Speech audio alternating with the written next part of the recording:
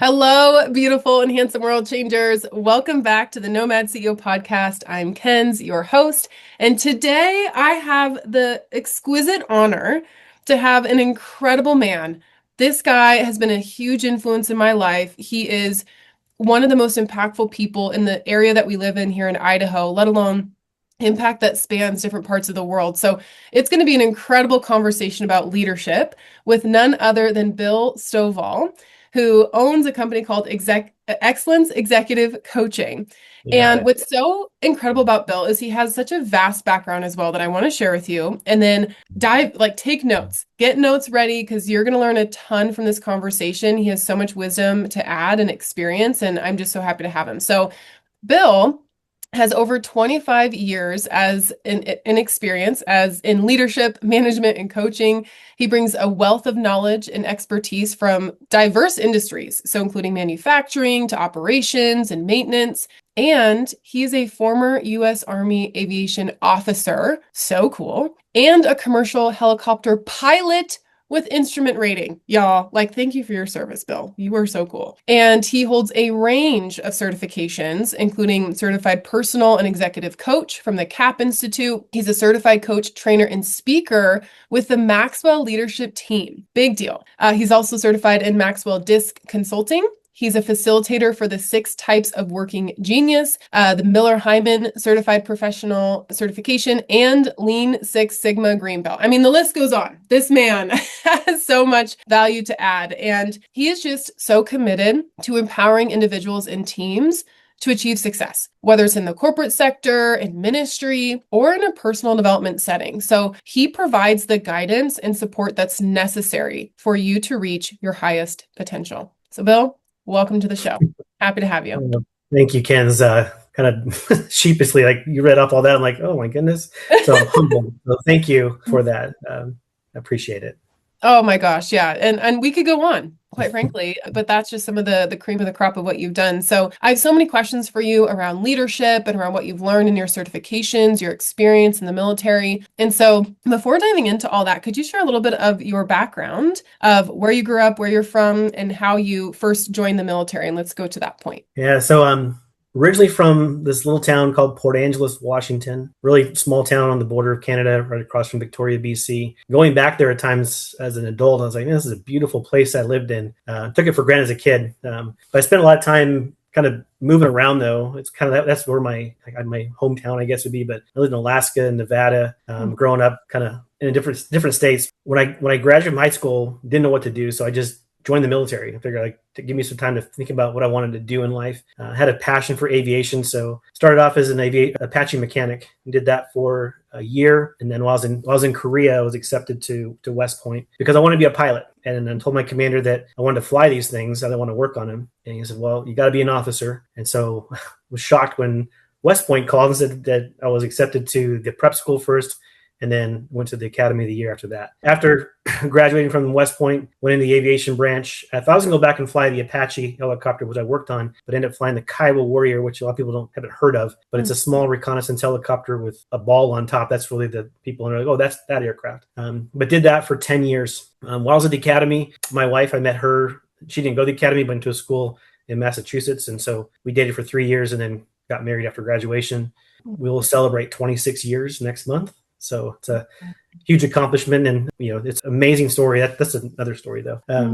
But did a flew helicopter 10 years. Did a number of different positions from the platoon level to the division level, where I was a division aviation trainer or planner. I was a planner for my last position when I left the military. Then I jumped into manufacturing after 10 years as an officer in the Army, and worked for Federal Mogul first as a maintenance manager. Then progressed to a production manager, and then wanted to be a plant manager. So moved over to Honeywell, did senior operations there for a few years, and then became a site director at Honeywell, did 2 sites at Honeywell, and then came out to Idaho to be a general manager for Plexus.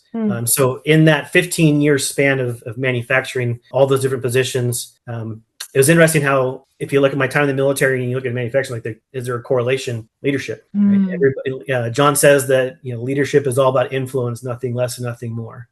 And so influence, positive or negatively, we always want to be influencing on the positive side. But that was the thread, if you will, through everything was leadership. And felt I was pretty successful in those roles. And in 2024, I decided to start Excellence Executive Coaching. I'd always loved coaching because I had a coach as a plant director, and was always amazed at like the blind spots that came out, or the things I wasn't aware of, or the things that she would pull out of me to improve, the teams or the organization as a whole. And so really wanted to do that. And when I started the company, I found out that like this, out of everything I've done, like all these things in the military and manufacturing, all different positions, coaching has been the most rewarding work I've ever done. It is, it's so great to see leaders with the light bulbs go off, and they go in and they go and execute things, and they see their teams develop, they see their companies develop and grow. And I am blessed to get to go on the journey. A couple of years ago when I started, I was talking to a coach, and he told me, he said, well, what's your vision, for the company? And so I told him, at the time it was to walk with people to achieve excellence. And he said, what if you truncated it? I truncated it. Like, what if it was you walk with people? And he said that it was like a lightning bolt. I was like, that's what my purpose is, to walk with people. And so, it's interesting because there were positions that I didn't do great in. And I look back on it, I wasn't walking with people. And I had a talk with John Maxwell. He told me, he said, if you're so far out in front of people, you're not leading. You're just going to walk by yourself. And what I do now as a coach is I go to where the organization's at, or the people, and I walk with them on this journey. A lot of the things that they're dealing with and struggling with, I've seen it, but I'm not, that's not coaching. That's mentorship type of stuff, right? Or consulting, going with them and helping them see the next step and the next step, the next step. It is by far the most rewarding work that I've done.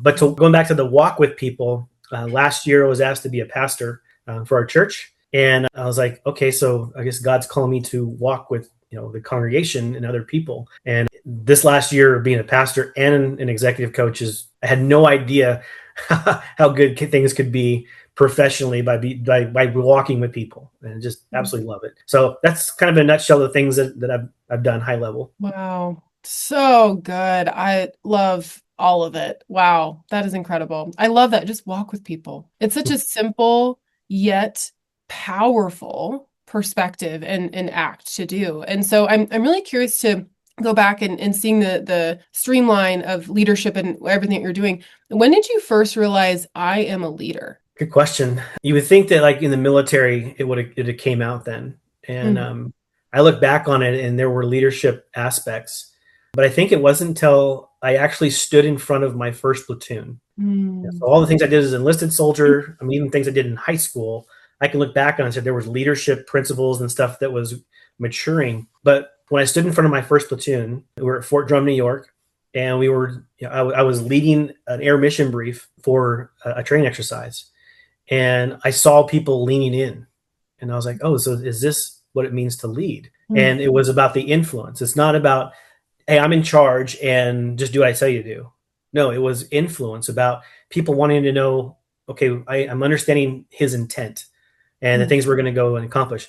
But then it was, when I noticed them leaning in, it was that they cared about what we were doing. And my leadership aspect was, how do I help them be successful? Right? They're leaning in and they're wanting to know more, and I'm wanting to make sure that they're a success. And I think that really is the essence of leadership. And a servant leader is, how do I ensure the success of everybody else? It's not, look at me and look what I've done, I'm the one in charge. No, it's about, what are we doing to remove roadblocks? What are we doing to ensure they have everything that they need to be successful? And that was like a foreshadowing of the things that I do today as a coach, because influencing people in a way that they want to be better, they want to improve their organization, they want to improve themselves. All that has been just a kind of equates like a runner's high. Like you get to a certain point and you just keep running, and it's like it feels good. As a leader, when you see people wanting to be better and wanting to move forward, and it's not like, hey, look what I did for them. I'm helping them to get where they want to go. And like the greatest leaders I've ever worked with is the people that look at other people and want them to be better. And they get to go on the journey. And that kind of goes back to the walk with people, is like, highlight that next step. And then they say, well, this is the thing that I want to go. Okay, so what do we do next then? And what's the next thing? A company that that I'm coaching, to see their trajectory of growth over the last 2 years, and to take a step back and look for where they were 2 years ago to where they are today. and to see them light up about where their organization is and their teams is, it's rewarding to think that I got to walk with that, and so I'm always, it's one of those things where you can be kind of a like, well, hey, look what I did, but God humbles me and says, no, this is what we all did together, and this is what God led through, and I got to be a part of it. I think that's why good coaches walk with people, and they love seeing the benefit of it, not what they did, right? The benefit of the work, and seeing the joy that people have. People that struggle with their calendar, they can't keep their head above water, and then after working through some sessions, a couple months, and then they're like, yeah, I've hit my stride. Like, great. So what are the things that you're doing? And they'll say, well, there's things that you showed me. And I'm like, no, we walked together. I just got to highlight a step, but you did the work. It's an amazing feeling to see people grow. And I think that leaders need to be that. But the greatest leaders I've seen are the ones that have that mentality, that mindset. So powerful. Wow. Do you believe that everyone has a leader within them that is awaiting its awakening? Yeah, everyone does. Leaders aren't born, they're made. And all of us have a level of leadership in us and have that. I think it's an innate ability to lead. That's what God had called it. We're called to be image bearers of God, right? I don't think that we couldn't be an image bearer unless there was a level of leadership that's there. There's things that we need to do to cultivate that leadership, though. But everyone's different. Everybody, not all, if you look at the hands and feet of God, right? That's what we're called to do as well. Not everybody's a foot. Not everybody is an elbow. Not everybody is a wrist, right? We all have different skills and different personalities, but I think that leadership can be cultivated in everything that somebody does, because some people need the gregarious leader that steps out in front of people with a type A personality and says, hey, this is the direction. But you also need the leaders that are back there behind the scenes going, the discernment. I'm like, this is not a good idea. And we should probably look at it differently. That's still leadership, right? There's different aspects of it. Everybody looks at the leader as like the CEO that stands in front of thousands of people in a company and says, that's the leader. Like, that's a leader. That's one way to lead. But what about the staff that's behind that CEO? They have leadership ability. And for that leader to do what he does, there's an immense amount of leadership that's required, right? Different skill sets, different ideas. I love the diversity of thought of a team. I was in an organization where I hired people on my staff, and I did a DISC assessment, and I hired 8 Ds. And if you have 8 Ds trying to lead a company, it doesn't work out very well. Right? There was a lot of learning, and there wasn't a lot of diversity of thought. There's a lot of type A personalities, and you need to have the people that are the influencers. You need to have the people that are around the compliance side and the security, different personalities within a team. And you got to have diversity of thought. People have different experiences. And then you have to have leaders that are willing to listen and willing to, but still, like, we're going to take a step forward with 80% solution, and we're going to continuously improve along the way. You need those kind of leaders as well. So if people say, well, I'm not a leader, that's how you feel, but I'm sure you're leading in some way. And I think if you want to improve your leadership, right, then there's my number one word, and people that know me, that I coach, my favorite word is intentionality, right? If you want to improve your leadership, you have to be intentional with it, because we will always drift to chaos, and we will drift towards a path of least resistance. And as a weightlifting coach and stuff, is that you need stress to grow. And if we don't, things start to atrophy, right? And those skill sets that you have as a leader, there's some things that may be innate, but if you don't exercise it, they kind of fall away. So intentionality is my number one word when I'm coaching. So powerful, man. Love that. And on that note too, when it comes to leadership, what have you seen, perhaps it's been in the military with that level of pressure, or in your life now? What separates, say, a good leader from someone that's truly great under pressure? There's leaders that can perform under pressure, right? And there's a certain way they go around doing that. And there were times in the military that we had to execute because lives depended upon it. But I think that great leaders are the ones that can take that chaos, internalize it, but then still give calm and clear direction. Right? So when everyone looks to the leader when chaos ensues, and what's the leader going to do? Great leaders can take that chaos in, do a quick analysis, and then provide clarity to the rest of the team. When at Plexus, we were in the throes of COVID. We had our first positive COVID case. What do we do? Right? We have a known case. And at the time, we didn't know a lot about COVID, and we knew that it could kill people. And like, what are we going to do? And I appreciate Plexus, saying, hey, we're going to put people ahead of the operation. and we're going to shut it down. We're going to clean everything. And I remember when I pulled the staff together to say, hey, we have a positive case. That means that we need to shut this down and we need to clean this place. We need to keep people safe. And everyone was like, the staff was like, well, what do we do? How are we going to do this? And they were kind of uppity about it, and a little chaos could ensue. And I said, there's 400 people here, and we need to ensure that we're orderly and that we move everybody out as most efficiently as possible without creating more chaos. Great staff. They internalized that. They went to their different positions around the site. We made the announcement, and then I was at the door just, hey, we're gonna do the right thing. We're gonna clean it up. We're gonna have you guys come back when we know more, and once we have the same. And I think that everybody leaving in an orderly fashion, it allowed all of us leaders to internalize that chaos, but be the steady hand for everybody and to create clarity for people. And I think that's the difference in good leaders and great leaders. Good leaders, lead through the chaos, right? But great leaders can maintain clarity and vision and direction in the face of chaos. Wow, that's so good. And do you find leaders that do that they typically have a faith in something bigger than themselves, or more experience, or does temperament play a role? Is it a combination for a leader to get to that place? I think it's a combination. I think having faith, I think is a good thing. And it's part of it. I don't think it's the end all be all. I think God created us with different pieces that each of us need to maintain that kind of a skill. I think that the hardest person to lead is yourself. And if you neglect developing yourself, you could fall into that trap of when chaos ensues, that you create more chaos by what you say and what you do. But if you're continually working on your ability to lead, ability to take things in, listen to other people, what they have to say, don't have to be the smartest person in the room, but to take in that information and then go, okay, this is what we're going to go do. Right. But there's been time where people said, well, that's what he said. Yeah, it was a good idea. We're going to go do that. Well, what do you think we should do? That we should go do that. Some people will say, well, shouldn't you have the answer? Not all the time. I think the hardest thing for leaders to do is to say, I don't know. And I think when in the COVID example, I didn't know what to do. I really didn't. And I think what came to me was, first and foremost, you take care of people, right? So we have to do everything in our power to ensure that we do not create more chaos with everybody. But then listen to the staff. What do they think? Like, where should we be stationed? What should we be doing? Right? Listen to my safety manager, listening to my logistics manager, listening to my factory managers, and providing all that information, and then saying, okay, here's what I think we should go do. But yeah, that ability to say I don't know, that's hard. That's hard as a leader, but the more that we're comfortable with who we are, right, we can make those decisions. I did a sermon actually on identity, and the premise was, it's not who you are, it's whose you are.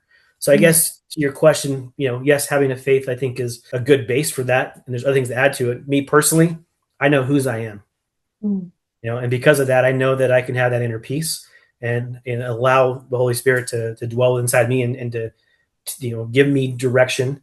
Right. And I think part of that direction is listen to other people. You don't have to have all the answers. Yeah. Oh man. I'm just so glad that you said that. I feel quick little story, and actually segues into my next question. When I was in my early 20s, I was part of an organization, which Maxwell. So when I met Bill at a networking event, a year ago now, roughly. And yeah, I heard that you're, John Maxwell coach, and among many other things, you have your own, as well. But I've loved his stuff for years, read so many of his books, attended his conferences. Like, I've had mentors that were really close with him as well. So I was like, oh, I need to know Bill. But I say this because I was in this organization, and my first leader, with all due respect to her, she was very accomplished, high D on the disc, go-getter. And I have to this day, I have admiration for her and who she is. And I'm very grateful for the role that she played in my life. With that said, it wasn't until a couple years in where she transitioned out of her role. And then this other couple, I started coaching with them, where they both ran their own company, which is really cool. And I mainly coached with the husband, and it wasn't long into our coaching relationship where he said those words, I don't know. And I was like, wait a second, you're 30 years older than me. You have a 7-figure income. You have no debt. Like, you've been happily married for decades. You're in business with your kids, and you don't know. Like, wait, what? That's it, at the time, it really blew my mind. It got me thinking, my previous leader never said those words ever. And there were certain things that I was being led through and coached on that actually looking back were kind of damaging and was not her place to give me instruction. And it took me a while to kind of discern that and grow up through that. But so I say that because I have found a lot of comfort in those words now when I hear those from people of like, oh, this is, I can probably trust more of what you do say when you do know something because you also are willing to admit that you don't know. But being on the other side of me saying it, I get it because I'm like, oh, I wish I knew. I want to help you. I wish I had all the answers, but I just don't. And so, anyways, I say all that. I appreciate that. Is what have you experienced or observed with leaders that they're well, I'll just say followers, okay? The people that follow their lead, that things that the followers need to see the leader do that will build trust and the things that will deteriorate that trust. Yeah, I think one of the biggest things is a humble leader. People, the followers need to see that there's humbleness and approachability. I recently started working on part of what I'm trying to teach is psychological safety. And forgive me, I'm forgetting the PhD Harvard professor that wrote this, but psychological safety is the ability to speak up, right? And so people will have a voice and be able to say something when they see something. And in manufacturing, that's big because if someone on the manufacturing line, is doing something, they see something and they go, "Oh, I'm not going to bring that up." No, that we want just the opposite. We want them to say something. But if the psychological safety is not there, that I can't stand up and say something for fear of my head getting, bit off, or I'm going to get fired for speaking up or speaking out on something. No, you need to have that, And so leaders' humbleness and approachability, builds that psychological safety within the organization, so that people can say stuff. The typical organizations are going to have 10 people that are the leaders, the executive leadership team. And if your organization is dependent on those 10 people or 5 people or 4 or however many to ensure the success of the organization, boy, you're missing out on a huge benefit, right? So let's say that you have 10 people and you have 1,000 people in the organization. What if you had 1,000 people run the company, right? If you had a psychological safety to be able to stand up and say something or find ways to continuously improve or ensure the quality of products, that's from the manufacturing side, but just leadership in general, for people to be able to go to their leaders and say, I got a question about this. A couple of organizations that I used to work for, nobody was allowed on the 4th floor of the organization. That's where the CEO was at. And I always thought that was weird that like you're that unapproachable that you don't want somebody on the 4th floor, and I was a plant director. So I was pretty high, top 250 in the organization of a global organization. I'm not allowed to be on the 4th floor. I thought it was weird. But then and I'll say I went to Plexus and I was on the same floor as the CEO, and I was sitting there as part of the onboarding, and this guy pops in and he's like, "Hey, are you Bill?" I'm like, "Yeah." And I'm like, "Oh my goodness, it's the CEO." He's like, "Got a minute?" And I'm like, "Oh, I'm in trouble for being up here." I went and sat down in his office, and he's like, "Hey, tell me about yourself." I was like, "Oh my gosh, the CEO of this global company wants to sit down and have a chat with me." Once we chatted for 15 minutes, and I was blown away to have that kind of an approachability, right? And I think that leaders that have that type of mentality breeds psychological safety in the organization. And that's one thing that I'm really helping leaders to see is how approachable are you to the point where people are willing to say something good, bad, and different, right? So that they say things. Organizations that have the entire organization is leading the company, you're going to catch things quicker, you're going to improve things faster, and your growth is just going to continue to skyrocket because you're not relying on 5 to 10 people, right? You're relying on 100% of the organization to grow. But leaders that are approachable and humble, and they truly listen to what people have to say. I've seen in the military where I've seen some leaders were like, I go up to a 4-star general and I introduce myself, and he says, "Good for you." Right? That doesn't make me want to say anything, but I've also seen 4-star generals where, it's like, "Hey, I want to know more about you. Where'd you come from? Like, really, really impressed with what you're doing with your unit. Really interested in your training techniques." That's going to breed, an approachability and that psychological safety that I'm talking about. And so that's the thing I think that leaders, great leaders really need to be is humble and approachable, so that psychological safety can continue to grow within an organization. Whew, man, that is really good. And that breeds another question I have for you, Bill. When it comes to culture and having a culture where people do feel that psychological safety to speak up and voice their mind and their opinion, how do you navigate it when it's like so safe that people can voice things, but then maybe you have a person or a topic, or then it can kind of become part of the norm of now we're going to talk about what's negative, or now we're going to bring in this, you know, I don't know, this, I'll just say negative energy into the conversation and always now have an opinion or always have something that's just not helpful. Like, how do you navigate that without crushing someone's spirit or creating a lack of feeling safe, and also having a culture that is like, hey, this might be the problem. Yes, bring it up for sure. And let's focus on the solution. Like, how do you navigate that so it doesn't become too skewed? I think the problem with bringing in the hard questions, the negative questions, and negative stuff within, like if let's say that I'm a plant manager and I'm speaking to the entire shift, right? So I got like 300 people that I'm talking to, and someone wants to ask a question and it's a negative, and they want to say something that's not right, or maybe it's a more of an intimate group, and someone wants to talk about the negative of something. Leaders have to recognize that they're asking the question for a reason, and usually when it's negative, they immediately go to a personal attack on themselves. And what that speaks to is their pride and their ego. And when you allow your pride and your ego to build up within that conversation, you start to cut people off. You start to dismiss it. You start to maybe push back to them. Well, that's not what it is. So one thing that I tell leaders, and I try to coach this and teach this, is listen to what they say. Okay. And if you feel the emotional reaction billowing in their mind, right?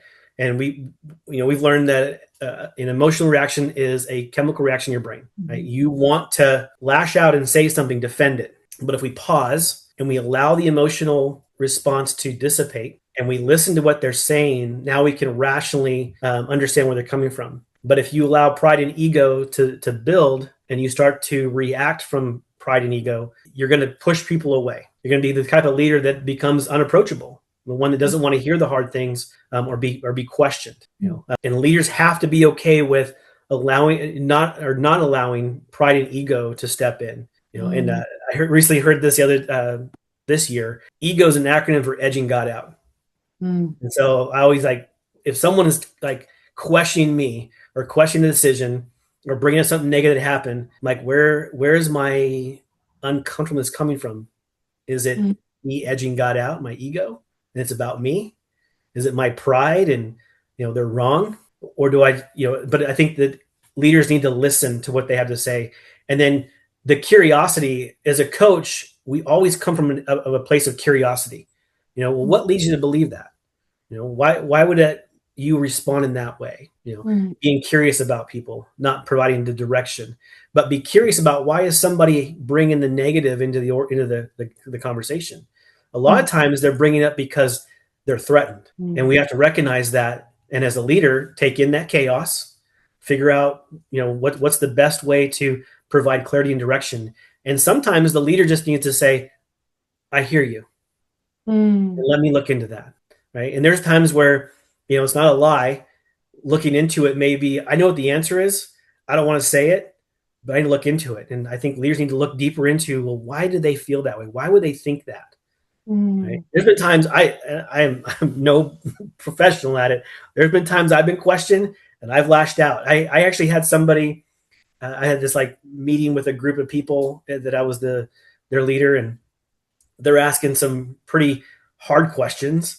And I stepped to them. When you step to somebody, it's like, oh, you want to rise up? And I had a fantastic, one of my direct reports came to me and said, "Do you realize you did that?" And I was like, "No."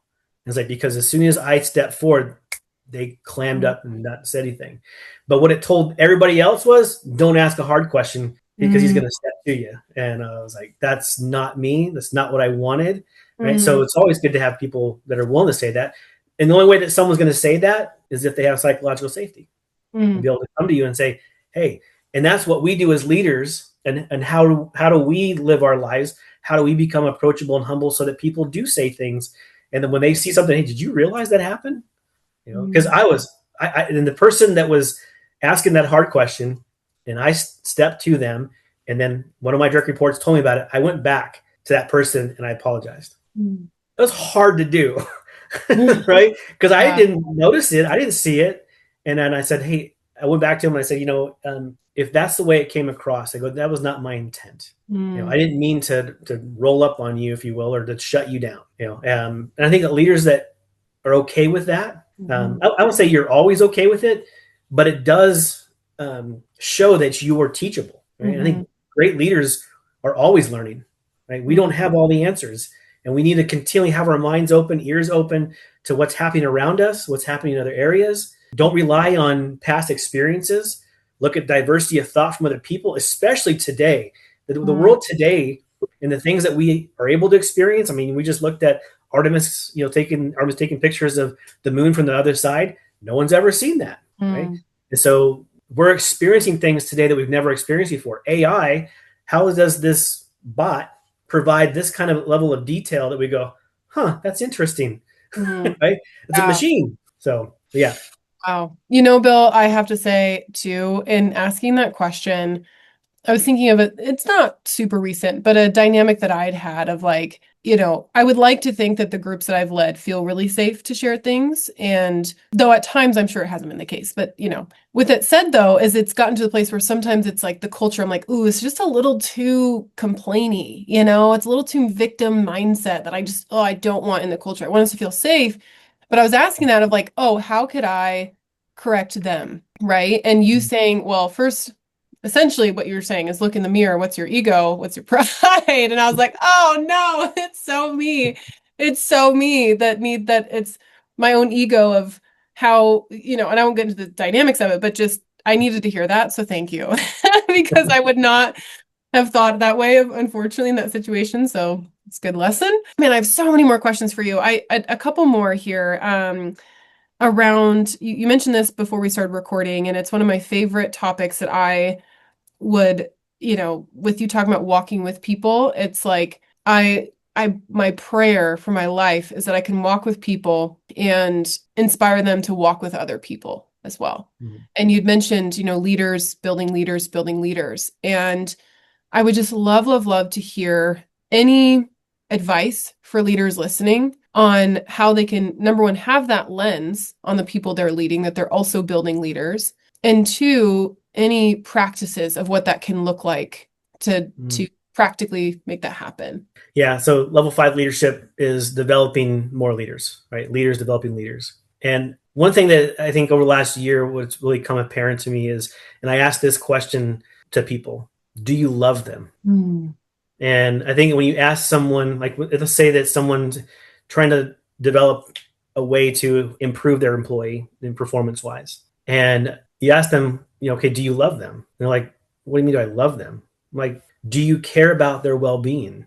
Do you care about what happens beyond this role? Right? Not from, I'm in love with you, right? No, I absolutely care about this person, because leaders that don't care are not leaders. They have to care about the people they're leading. And a practice for me is when I'm going up against, like, okay, how do I move this forward? Right? I think of my kids, and I love my kids dearly. I want nothing but greatness for them. What am I going to do to help them achieve greatness? What am I going to do to remove roadblocks so they can experience things that move towards greatness? And I think the same thing as leaders, we should ask that question. Same thing as if you have kids, do you love them? Of course I do. And some people have asked and they're like, no, I don't. I'm like, well, then why are you leading them? Like, why are you in this role? And it's interesting because if someone says, well, I like the paycheck, you might be leading for the wrong reason, right? But I think truly great leaders do it out of the love of and seeing their people improve, to see their organizations improve. And so like the practical advice of how do we make more leaders is first and foremost, we have to care on a deeper level. Simon Sinek showed the great video of an Army captain and his first sergeant. The first sergeant got injured, got put on a helicopter, be taken out, and he kisses his first sergeant on the head, right? What is the relationship that's there that a man would kiss another man's head as he's being evac'd out, being injured? That's the level of relationship and the love that we should have for all the people that we lead. Think of how great your organization could be if you have relationships where you truly and deeply cared for those people, right? I'm a big Simon Sinek fan. He's done some really great work. And the first thing that a lot of companies do is they look at the labor numbers when we got to cut costs. That's the first lever, because I can pull that one quickly by laying off people. But Simon Sinek, he says, why? If they're your most valuable resource, why would that be your first go-to? Like, let's go look at other ways to improve profitability, right? So we go look at, like in manufacturing, we'll look at inventory. We're going to go look at, productivity. How can we do more with the same amount of people and not have to lay people off? I think great companies that find ways to reduce costs without at the expense of people are great organizations. That is, again, because you care deeply for them and their well-being. I look at the people that I know that I've poured into, and to see where they're at today. I have a handful of people, maybe half a dozen that I still keep up with today and where they're at in their careers. And we had 1 to 2, maybe 3 years together. But to see where they're at, I just love to see what they're doing. And it's not from look what I did for them. No, it's like it's look what they're doing today, and the influence that was started by leaders that care about them.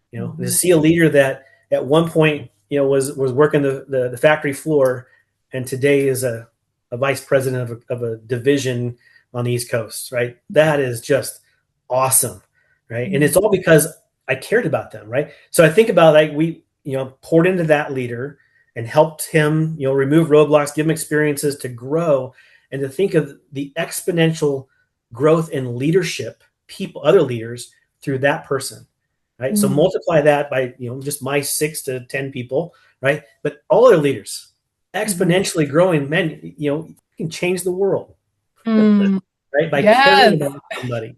Oh, wow. Bill, I could talk to you all day. I have to say this too. We, in our, what we call the Fiji movement, it's a 10-week intensive. We have a challenge, and then we took a retreat to Fiji this last year.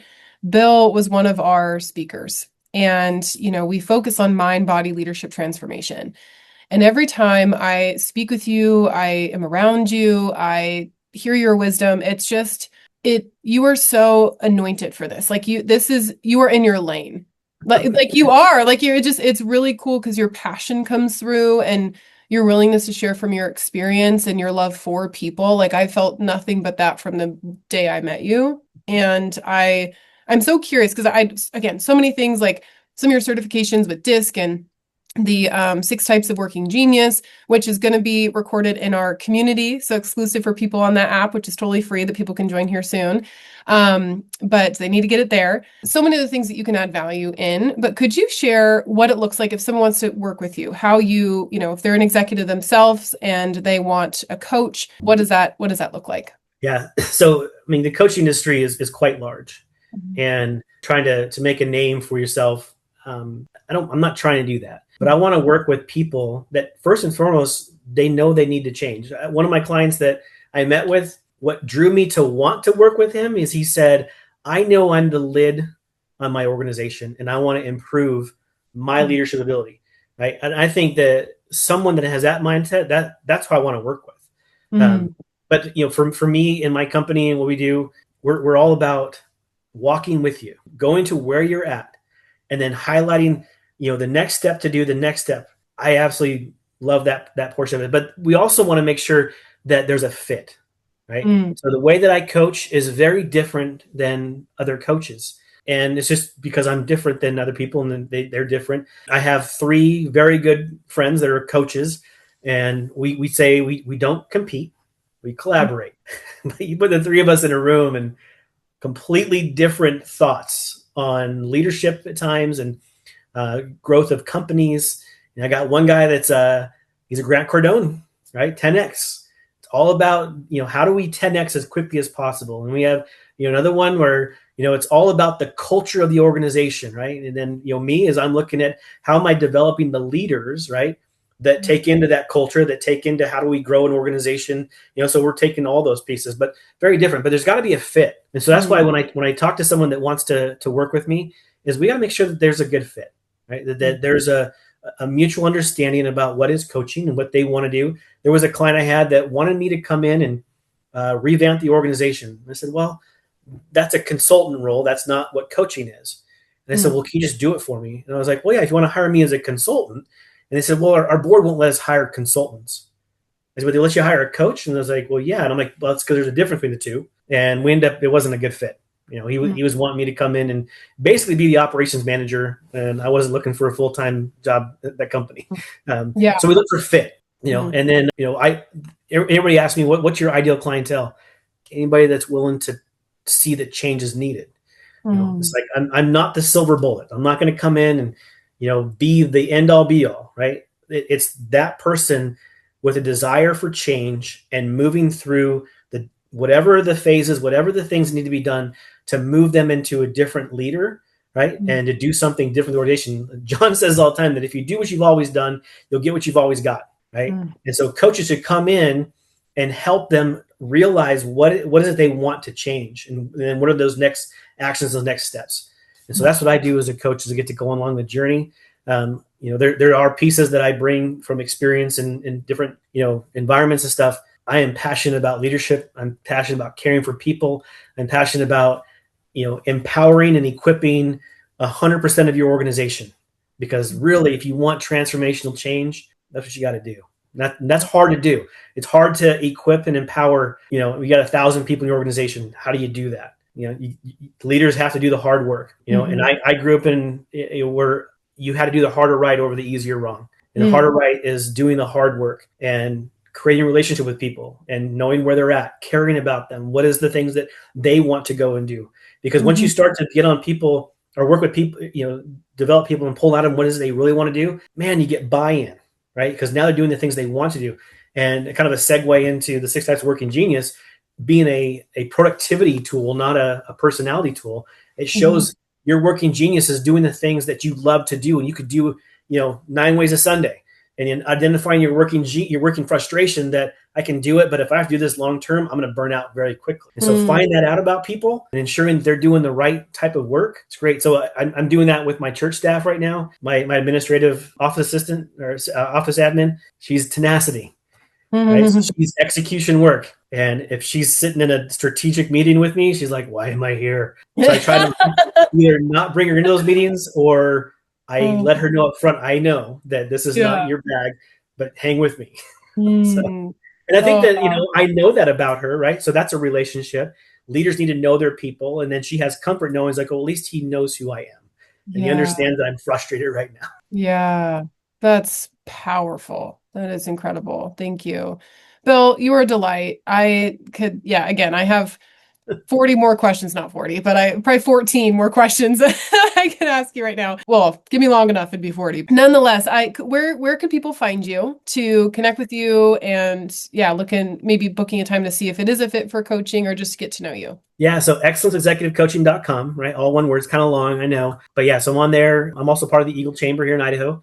So if you go to Eagle Chamber, you can find me there. I'm also part of Restored Community Church in Eagle. So administrative pastor there, you can find me there. But yeah, so and then LinkedIn and Facebook, I have stuff there as well.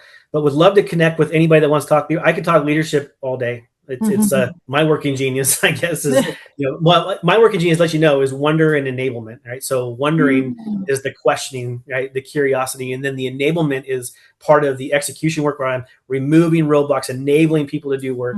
That's what I love to do. So love to hear from people. And if you want to just grab a cup of coffee, love that as well, or jump on a Zoom call. And I just want to say, so Mackenzie, thank you for this opportunity to speak with you on the World Changer. I think that what you're doing with World Changers is amazing. And I really think that you keep going the way you're doing it, and you are truly changing the world. And I'm just blessed to be able to come along and be a part of it with you. So thank you. Oh, absolutely. I mean, teamwork, I'm not doing this alone. I need other people like you and that we, in an organization that it takes it's a we journey. And no, thank you so much. And I do have a few like quick, boom, boom, boom questions that I like to ask everybody just to sign us off here. So I'll just go through these. So whatever first comes to mind. Do you have a favorite travel destination, and why? Favorite place? Well, Penang, Malaysia. And I think that the reason why is the people. I had a great experience with the people that were in Penang, Malaysia. So I love there.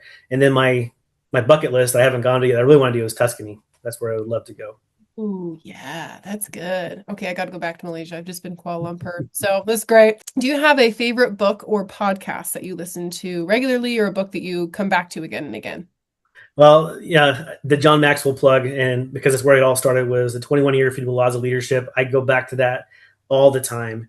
I absolutely love that book. And then podcast, I'm kind of all over trying to find like what's the right one because there's so many good stuff out there. So I don't really have a go to.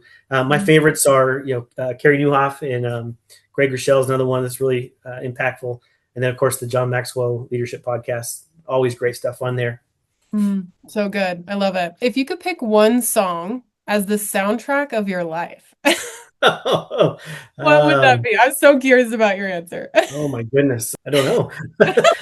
I am the worst when it comes to music. I really people ask me, "Oh, you heard this song?" And I'm like, "No." Yeah, no, negative. Do you have a favorite song that like because I'm sure you're a karaoke guy. No. Gosh, no. I know. Singing, I am passionate about singing. It is not my purpose. Yeah, same. I get that. I get that. Okay, no worries, no worries. That's kind of a tough one. That's a newer edition, so we're still filling it out. Do you remember the last time that you laughed so hard that you cried? Oh my goodness. So I have this thing where if I get to laughing, it just I can't stop. It's funny. I have a really good close friend that will say one word and I'll lose it. And I was trying to tell the 911 story where the guy his wife gets hurt and he calls 911 and he says I'm on Sycamore and they 911 asked if he could you spell that? And he's like I'll just drag her down the pine. So I couldn't finish telling the joke because that was hilarious. So my friend, once in a while, he'll like walk up and go Sycamore, and I'll just lose it. No, but that was the last time that it was about a year ago. But I laughed so hard I couldn't see. I was just crying because I couldn't say the Sycamore joke. Oh my gosh, I love that. Oh, my cheeks hurt even just thinking about that. That's funny. Okay, so now we're going all the emotions here, okay? So laughter, and then now this one's deep. And it may know the answer because you live this way. I feel like your life is this speech. But if you just imagine that you have a stage, and it's the world-changing stage, where the entire planet is present and listening to you, and you can share one message with them to change their life, what would that message be? Well, as a man of faith, the first thing is to have a personal relationship with Jesus, and the second one is like it, love your neighbor. Amazing things happen when we care about people and we love on people, and lives are changed immensely when someone knows that someone is caring about them, thinking about them. I mean, just you asking me to do this, that you thought of me, right? It was such a warm feeling that I was asked to do something like this. So I had the world stage, love on people and love Jesus. Oh, Bill, you're the best. You are a world changer. Thank you, thank you, thank you for your time. You're incredible. Everyone, go connect with Bill. Trust me, he's a man that you want in your life. You can learn so much from and just watching what you're doing. Because I know there's so many things behind the scenes right now, especially that you're working on and how you're impacting people. And so I'm just really grateful to be part of your journey. So thank you so much for your time Thank today. you. Appreciate Yes, it. Appreciate you, Mackenzie. absolutely. Much love. Bye, everyone.